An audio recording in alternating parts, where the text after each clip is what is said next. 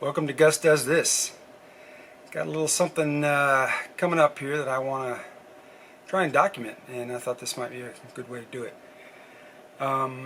There's a club, a rifle club, about an hour from me, maybe a little more.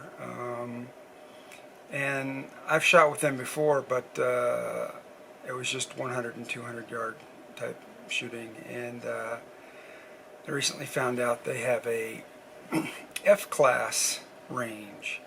It's 500 yards, and that intrigued me because I like to shoot long range. And I started investigating, what all entails F-class, and it's a prone, and you shoot from the prone position, which is laying down. You can use any caliber up to 35.35. So I was asking around. A lot of guys are using 6mm, one flavor or another, dashers or BRs or BRXs or BRAs. There's lots of 6s out there that people are using. I have two F-class guns that I've owned for years. One I bought used, and it's a Winchester, and another one I bought new, and it's a Factory Savage. The Savage is in 6.5 284, and I think I've pretty much burned up that barrel. I've put, I don't know, probably 12, maybe 1,500 rounds through it, and I've gone back and forth trying to find better loads, and never. The best load I was ever able to find was with a Leupold 139 grain, and I could never really get it to really tighten up, and so I was never very happy with it. And it's also quite heavy on the recoil, and as I get older, I'm a little more recoil sensitive. Why put myself through it when there's other cartridges that will perform just as well and not beat me up? So I am the other F-class stock that I have, a Winchester bolt. It is in a 243 Ackley. It's got a really short barrel, and it's got a muzzle brake on it. Well, you're not allowed to use muzzle brakes in F-class. So I am probably, of the two rifles, one of them I am going to either buy a barrel or cut up a barrel, and I'm either going to make a 6.5 by 47 Leupold, or I'm going to make a 6 by 47 Leupold. They're both very inherently accurate rounds, and use small rifle primers. So anyway, that's where I'm headed. But for now, before I do all that work of getting a barrel and going through this work and doing things, I just want to go out there and shoot. And they shoot the first weekend of every month. So that's 2 weeks. I don't think I will be ready for a shoot in 2 weeks. Plus, I haven't even told the wife that I want to go to yet another shooting competition. Already burning up quite a few weekends every month already. So I think I'm going to shoot for the one in 6 weeks. And I think I'm going to. So there's 3 different categories or sections or areas in which individual competitions that you can shoot at in the F-class. You can shoot in the open division, which basically any rifle, I think it's up to 18 pounds or 18.5 pounds or something like that. I haven't studied all the exacts yet. Not to worry, I don't have a gun that heavy. But then they have 2 classes that are specifically, I think, to encourage the military, because there are 223 and 308. I have a 308, but it's not very accurate, and I've actually robbed everything off of it to make a 6.5 Creedmoor, or put a new barrel on it and put it in a new stock. So I don't really want to go to putting that back together. But I do have a Factory Remington 700 5R that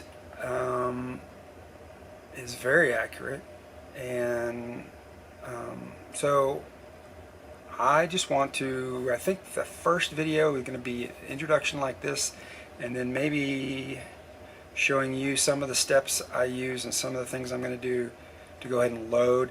I've been using this rifle for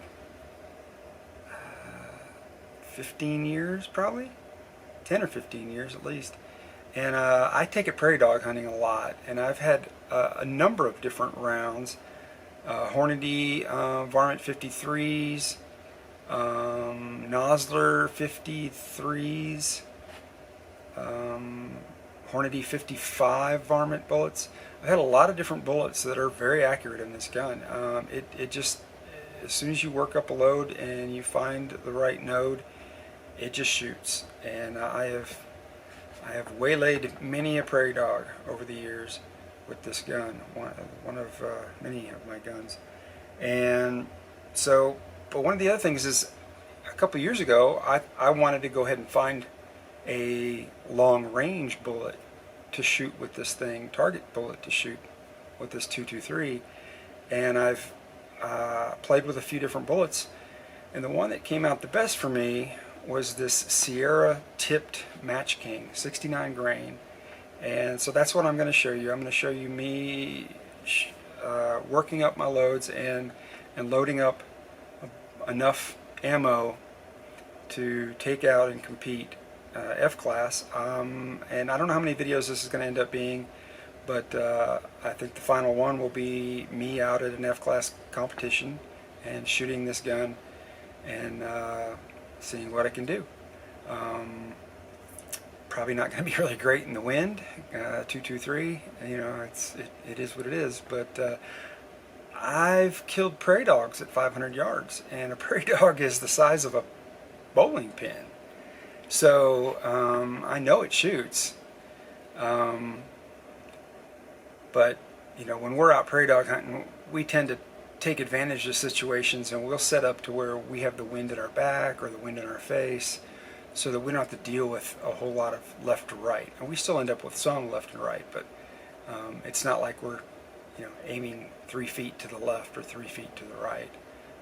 Although we have had situations like that, but and you just walking in.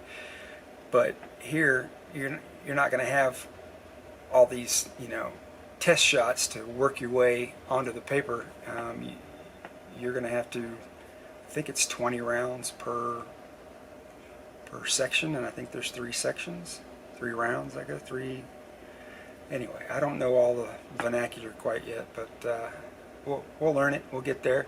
I've shot with a few of the guys that I've talked to that shoot the bench rest with me, that also shoot the F-class, so I will at least know somebody out there. So I've heard 15, 20 guys descend on this place every month, and I'm looking forward to it, and I'm going to bring you along and show you everything I do to get there and how I do. And we'll, how about if I go show you my rifle? Let me do that.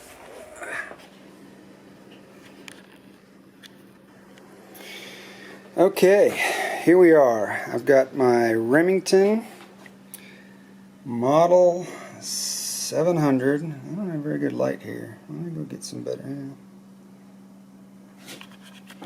don't have any light.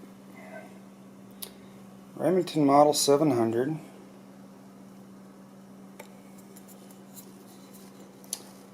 And it is 223 Remington. Alright, it's got a, looks like an H&S precision stock. It's a dark green with a little black webbing in it. It's very pretty. It's got a fairly wide beaver tail, I guess you call that thing, or the, anyway. got a substantial stock to it. I like to shoot off of sandbags, and when I'm prairie dog hunting, or when I'm at the range. So I usually take my studs out. So I'm going to have to put one of my studs back in so that I can put a bipod on this, because you shoot prone off a bipod in the F1 or the F-class competitions. Now this, I believe, is just a standard 24-inch barrel. I'm going to say it's maybe like a light varmint barrel. I'm not sure. Remington doesn't call it that, but that's about how big it is. It's probably maybe 0.75, 0.8 down here at the end. It's not a super heavy barrel like you would normally compete with, but it works, and it's good. Now,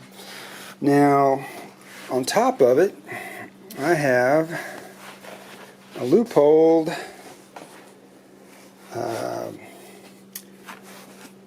varmint. It is an 8.5 to 25 power tall turret scope, and it's got a varmint reticle in it. So when I'm prairie dog hunting, I can use my drop, the ballistic drops on the scope to figure out different yardages and holdovers instead of dialing. But I've also been known to dial. And for this competition, I'm sure I'll be dialing.